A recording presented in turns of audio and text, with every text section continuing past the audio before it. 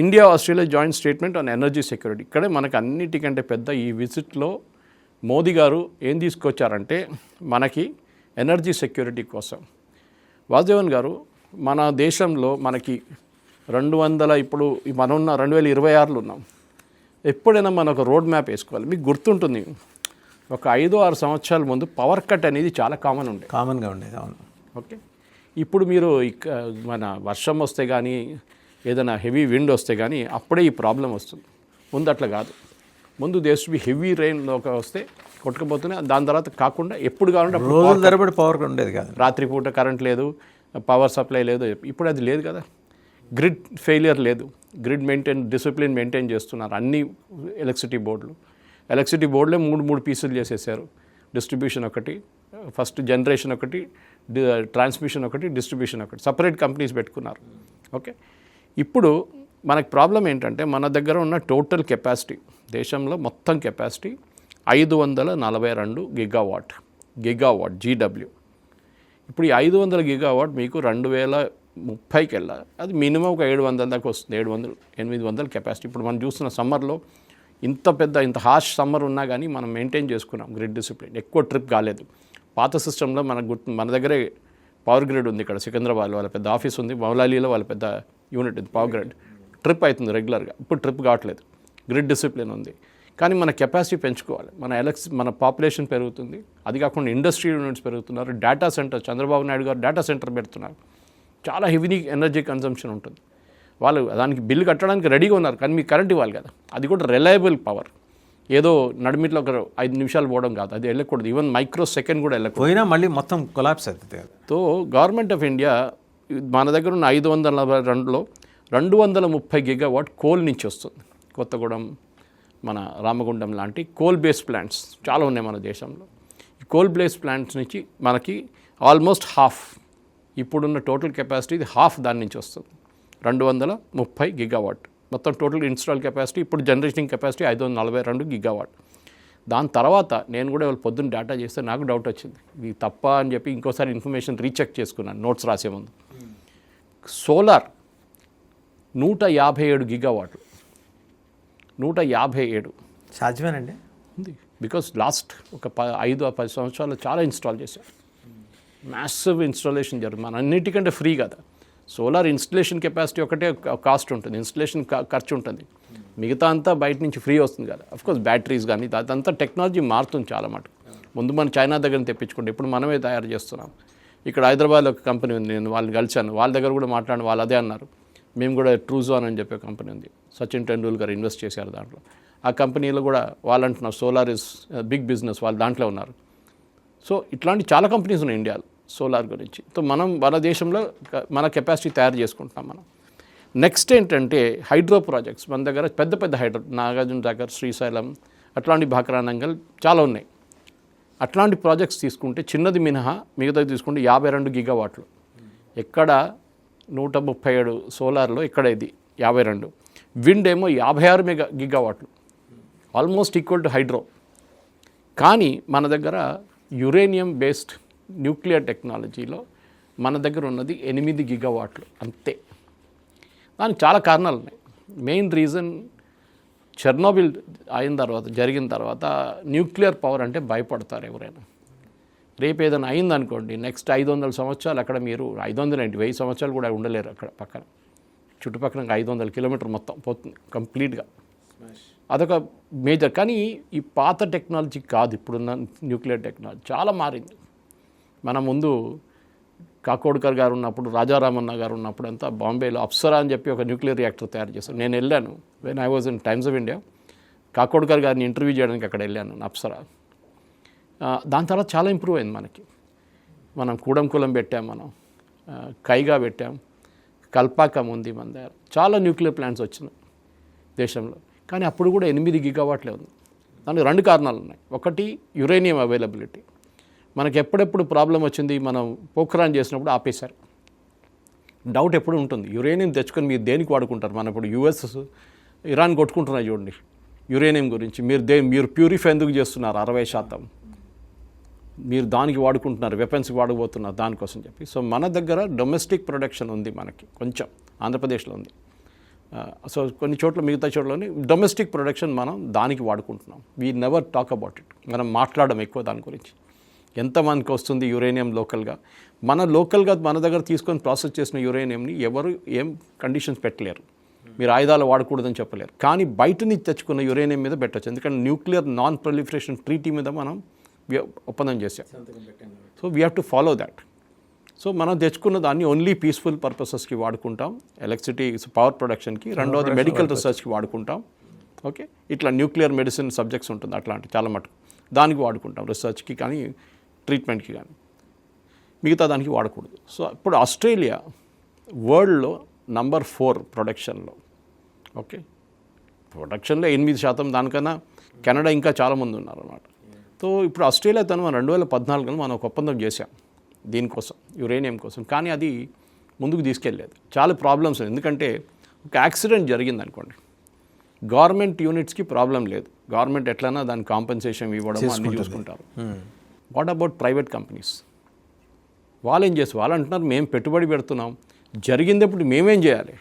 జరిగింది accident, we can't be. మన Vizag steel ప్లాంట్లో చాలామంది చనిపోయారు అక్కడ, అది బాయిలర్ బ్లాస్ట్ అయినప్పుడు, బ్లాస్ట్ ఫర్నస్ దగ్గర. ఇప్పుడు న్యాచురల్లీ వాళ్ళు డబ్బులు కడతారు, ఫ్యామిలీస్కి ఉద్యోగం ఇస్తారని చేస్తారు. కానీ న్యూక్లియర్ అది కాదు కదా. న్యూక్లియర్ దాని ఇంపాక్ట్ దాని బయట కూడా ఉంటుంది. సో ఎవరు దీని కాంపెన్సేషన్ ఇస్తారని చాలా మటుకు డిస్ప్యూట్ ఉండే. మీరు ఇందాక 500 కిలోమీటర్స్ రేడియస్ ఉండొచ్చు. Even it can go to 1000 also. It depends on the blast area. Okay, so అది మనం ఫుకుషిమాలో చూసాం. ఫుకుషిమాలో ఈవెన్ పక్కనున్న ఓషన్ దగ్గర ఉంటుంది. ఆ ఓషన్లో ఫిషెస్ పట్టుకోలేనిపోయినారు. ఆల్మోస్ట్ 3 సంవత్సరాలు బ్యాన్ చేశారు వీళ్ళు. Till the replacement fishing breeding తర్వాతనే మళ్ళీ చెక్ చేసి తర్వాత అనుమతించారు వాళ్ళు. ఇక్కడ అదే ప్రాబ్లమ్. సో శాంతి యాక్ట్ అని ఒక యాక్ట్ తీసుకొచ్చారు గవర్నమెంట్ ఆఫ్ ఇండియా. దాంట్లో ఈ ప్రాబ్లమ్స్ అన్నీ అడ్రస్ చేశారు, ప్రైవేట్ సెక్టర్ ప్రాబ్లమ్స్ అన్నీ అడ్రస్ చేశారు. ఇది ఉంటుందని చెప్పేసి ఆ ఒక ఒప్పందం మెయిన్గా మోదీ గారిది ఈ దాంట్లో జరిగింది. కెపాసిటీ గురించి మాట్లాడలేదు, ఎంత క్వాంటిటీ మాట్లాడలేదు. కానీ గవర్నమెంట్ ఆఫ్ ఇండియా టార్గెట్ ఏం పెట్టారంటే 2047 అంటే 100 సంవత్సరాలు మనం ఇండిపెండెన్స్ పూర్తి చేయబోతున్న టైంలో we'll go to 100 megawatts. Okay, 100 మెగావాట్కి వెళ్ళిపోయి 8 మెగావాట్లు ఉంది, 100కి వెళ్ళిపోతాం. సో ఎన్ని ప్లాంట్స్ కావాల్సి వస్తుందో దానికి మన దగ్గర ప్రైవేట్ కంపెనీస్ చాలా మటుకు రెడీగా ఉన్నారు. అదానీ కానీ, అంబానీ కానీ, టాటా కానీ, మిగతా అందరూ రెడీగా ఉన్నారు. So they are saying we will set up plants. But మాకు యాక్ట్ తీసుకోరండి, యాక్ట్ తీసుకొచ్చేసాం. ఇప్పుడు మాకు ఫ్యూయల్ కావాలి. ఈ ఫ్యూయల్ అంతా మన దగ్గర తయారవుతుంది. యురేనియం తీసుకొచ్చినప్పుడు మన దగ్గర న్యూక్లియర్ పవర్ ప్లాంట్ ఉంది, ఇక్కడ న్యూక్లియర్ ఫ్యూయల్ కాంప్లెక్స్ చర్లపల్లిలో. ఓకే, అక్కడే తయారు చేస్తారు వాళ్ళు. ఓకే, అక్కడ ప్రాసెస్ చేసి అక్కడి నుంచి ట్యూబ్స్ పంపిస్తారన్నమాట. సో నాచారం అవతల ఉన్న దాంట్లో ప్లాంట్లో న్యూక్లియర్ ఎన్ఎఫ్సిలో. సో ఇప్పుడు సేఫ్ గార్డ్తోని మనం ఇప్పుడు ఆస్ట్రేలియా దగ్గర తెచ్చుకుంటే మనం కెనడా నుంచి కూడా తెచ్చుకుంటున్నాం, మనకు ప్రాబ్లం లేదు. ఒకటే సోర్స్ మీద ఎప్పుడు డిపెండ్ కాకూడదు. వాళ్ళు రేపు బ్యాన్ పెట్టేస్తే అంతే సంగతి. ఇది మెయిన్ అన్నమాట. ఈ ఆస్ట్రేలియాతో జరిగిన ఒప్పందంలో ఇదొకటి. చాలా మటుకు యురేనియం మన వైపు వస్తుంది, శాంతి యాక్ట్ వచ్చేసిన ప్రాబ్లం లేదు. సో ఇండియాకి కావాల్సిన ఎనర్జీ సెక్యూరిటీ మనం తెచ్చుకుందాం, మన పాపులేషన్ కావాలన్న ఎనర్జీ సెక్యూరిటీ మనం తెచ్చుకున్నాం అన్నమాట. ఇప్పుడు న్యూజిలాండ్తో చేసిన సంతకాలు వేరే ఉన్నాయి కొన్ని, అది కూడా నేను మాట్లాడతాను ఇప్పుడు. ఎందుకంటే దాన్ని మన న్యూజిలాండ్ పెద్ద దేశం కాదు, మనకు తెలిసిందే, ఇట్స్ ఎ స్మాల్ కంట్రీ. కానీ దానికి స్ట్రాటజిక్ రిజర్వ్ దానికి importance. So trade and commerce గురించి సంతకం పెట్టాం. డిఫెన్స్ అండ్ సెక్యూరిటీ వాళ్ళు చిన్న దేశం, వాళ్ళకు కూడా దానికి. Agritech, they are good at it, వాళ్ళ అగ్రిటెక్. ఎడ్యుకేషన్, మన పిల్లలు అక్కడ వెళ్ళి చదువుకుంటారు. ఓకే, దానికోసం కావాల్సిన వీసాలు కానీ దాని గురించి. స్పోర్ట్స్, ఓకే, మన cricket is one of the most popular sport, కానీ వాళ్ళ రగ్బీలో కూడా వాళ్ళు చాలా మటుకు వాళ్ళు they are good. Culture and tourism కూడా, టూరిజం గురించి కూడా సంతకం పెట్టాం. వాళ్ళు New Zealand is a beautiful place టూరిజంకి వెళ్ళడం, వాళ్ళ టూరిజం కూడా రావడానికన్నా వీసా ఫార్మాలిటీస్ కానీ మిగతా దాంట్లో చేశారు. మ్యారిటైమ్ కోఆపరేషన్ గురించి కూడా సంతకం పెట్టాం. మ్యారిటైమ్ సెక్యూరిటీ కోఆపరేషన్ కూడా. New Zealand is a small country, వాళ్ళ నేవీ అంత పవర్ఫుల్ కాదు, ఆస్ట్రేలియా లాంటి కాదు అనమాట. సో మ్యారిటైమ్ డొమైన్ అవేర్నెస్ చెప్పాను చూడండి, మన ప్రెడిక్షన్ చేయడానికంతా మన దగ్గర కూడా కెపాసిటీ ఉంది, శాటిలైట్ ఇమేజరీ కానీ మిగతా. అండ్ జాయింట్ ఎక్సర్సైజెస్ చేస్తాం న్యూజిలాండ్ అండ్ ఇండియా కూడా అని చెప్పారు అనమాట. దానికి వీ హ్యావ్ టోటలీ కానీ మనం అర్థం చేసుకోవాల్సింది ఏంటంటే వాసుదేవన్ గారు, ఒక దేశానికి వెళ్ళినప్పుడు మనం సంతకం పెడితే ఒకటే సరిపోదు, దాని తర్వాత ఏంటి ఇంకా ముందుకు వెళ్తున్నప్పుడు ఇంకేం చేయాలన్నది ఉంటుంది. సో చాలా మటుకు ఇప్పుడు మనం చూస్తే ఇండియన్ నేవీకి కావాల్సిన ఆలోచించండి, మనం అంత దూరం వెళ్ళినప్పుడు అక్కడ మన నేవీని పెట్టుకోవాలంటే మనం ఖర్చులు ఉంటాయి మనకి. సో లాజిస్టిక్స్ తర్వాత సపోర్ట్కి సంతకం పెట్టుకున్నారు New Zealand defence force and Indian navy కలిసి. సో మన షిప్స్ అక్కడ వెళ్ళొచ్చు, అక్కడ నేను చెప్పినట్లు 3 నెలలు 4 నెలలు డాక్ చేసుకోవచ్చు డాక్ చేసుకొని మళ్ళీ తిరిగి రావచ్చు, నెక్స్ట్ సెట్ వెళ్ళొచ్చు, వాళ్ళ షిప్స్ మన దగ్గర రావచ్చు. రెగ్యులర్గా ఇది నడుస్తూనే ఉంటుంది అన్నమాట. So reciprocal logistic support between Indian navy and New Zealand defence force అని చెప్పి సంతకం పెట్టారు. అది కాకుండా defence cooperation in Indo Pacific, ఇది ఇప్పుడు చాలా పెద్ద ఒక ప్రాబ్లంగా మారిపోతుంది. మన ఎస్పెషలీ స్ట్రేట్ ఆఫ్ హార్మోస్ తర్వాత ఈ ఇష్యూస్ చాలా మటుకు ముందుకు వస్తుంది. మనం ఏం చేయబోతున్నాం, ఎట్లాంటి కోఆపరేషన్ ఉంటుంది, మన హూతీల ప్రాబ్లం ఉంది, సొమాలీ పైరట్స్ ప్రాబ్లం ఉంది. మొన్న కూడా ఇండియన్ నేవీ మన షిప్ని రెస్క్యూ చేశారు వాళ్ళు, ఈ సొమాలీ పైరట్స్ వస్తే. సో దాన్ని అడ్డుకోవడానికి మన కెపాసిటీ. సో ఇప్పుడు ఇండియన్ ఓషన్లో చాలా మటుకు ఇండియన్ షిప్స్ ఉన్నాయి, ఇండియన్ నేవీ షిప్స్ పెట్రోల్ చేస్తున్నాయి. ఎందుకంటే యూఎస్కి టైం లేదు, వాళ్ళు ఇరాన్తో అక్కడ గొడవలు ఉన్నారు, బ్రిటన్ అక్కడ రారు, వాళ్ళకి భయం ఈ ఇరాన్ వాళ్ళు ఎవరైనా కొట్టేస్తారేమో అని చెప్పేసి. సో మనమే మెయిన్గా పెట్రోల్ చేస్తున్నాం ఇప్పుడు ఆ ఏరియాలో. పాకిస్తాన్ దగ్గర అంత కెపాసిటీ లేదు. సో మన షిప్స్ ఎప్పుడు అంటారు చూడండి, ships should never say in the shore, అది తిరుగుతూనే ఉండాలి. అది అప్పుడే దానికి కాన్ఫిడెన్స్ వస్తుంది మిగతా వాళ్ళకి కూడా షిప్స్కి. అక్కడ ఇప్పుడు ఎస్పెషలీ హార్మోస్ ప్రాబ్లం ఉన్నప్పుడు ఏదైనా ప్రాబ్లం వస్తే మిమ్మల్ని మేము కాపాడుకోవచ్చు. ఎవరు ఊహించలేదు కూడా కదా సార్. అదే. సో ఇది రెగ్యులర్గా మొన్న కూడా ఒక అటాక్ జరిగితే మన షిప్ ఉంది అక్కడ, వాళ్ళు ఫైర్ పుట్అవుట్ చేశారు, మన అంతా రెస్క్యూ అటెంప్ట్ అని చేశారు వాళ్ళు. సో ఇది న్యూజిలాండ్, ఆస్ట్రేలియా, ఇండోనేషియా 3 దేశాలకు ఒకటి కామన్ ఏంటంటే వీరి చుట్టుపక్కనంతా ఓషన్స్ ఉంది. ఓకే, వాళ్ళకున్న మెరైన్ రిసోర్సెస్ ఉంటుంది, దాని పెద్ద ఫీల్డ్ అది. ఆస్ట్రేలియాతో ఆఫ్కోర్స్ ఒక పెద్ద దేశం, కానీ పాపులేషన్ న్యూజిలాండ్ చుట్టుముట్టి వర్షన్, ఆస్ట్రేలియన్ చుట్టుముట్టి, అండ్ అలాగే ఇండోనేషియన్ కూడా. ఓకే, మనకు కామన్ కల్చర్ వీళ్ళిద్దరితో క్రికెట్. మోదీ గారు స్టేడియంకి వెళ్ళారు, క్రికెట్ చూసారు, ఈవెన్ క్రికెట్ ఎక్విప్మెంట్ మ్యానుఫ్యాక్చరింగ్ చూసాను. కానీ మన వైపు లుధియానా లాంటి ప్లేసెస్లో పెద్ద బిజినెస్ అది. ఓకే, ఇవాళ నేను చదివాను ఒక news, I felt very happy. వింబిల్డన్లో యూస్ చేసిన టవల్స్ ఉంటుంది చూడు, ప్లేయర్స్ యూస్ చేస్తారు. ఓకే, ఆ టవల్స్ తయారు చేస్తుంది గుజరాత్లో. ఓకే, 27 సంవత్సరాల నుంచి. సో ఈ టవల్స్ యాక్చువల్లీ ప్లేయర్స్ తీసుకెళ్ళిపోతారంట ఒక సోవినియర్ లాగా.